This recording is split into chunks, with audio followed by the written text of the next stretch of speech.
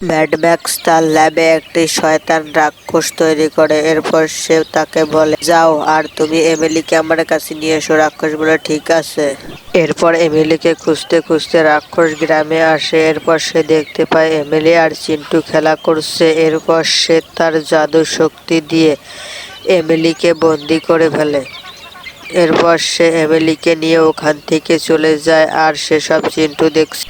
এরপর চিন্টু গ্রামে আসে আর বীরকে সবকিছু খুলে বলে।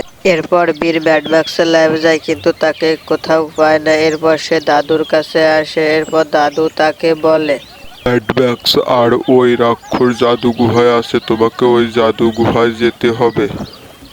বীর বলে, জাদু গুহা কোথায়? এরপর দাদু তাকে বলে, জাদু গুহা ঘন জঙ্গলের ভিতর।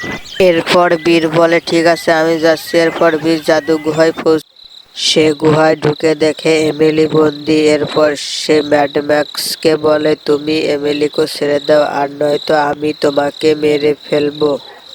এরপর ম্যাডম্যাক্স হাসে আর তার রাক্ষসকে বলে, তুমি এখনই বীরকে বন্দি করো।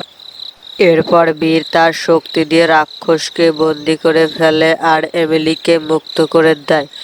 এরপর ওই ম্যাডম্যাক্স ওখান থেকে পালানোর চেষ্টা করছিল। এরপর বীর ম্যাডম্যাক্সকে বন্দি করে ফেলে। তো বন্ধুরা, আমাদের ভিডিও যদি ভালো লাগে ভিডিওটিতে একটি লাইক করে চ্যানেলটিকে সাবস্ক্রাইব করে দিও।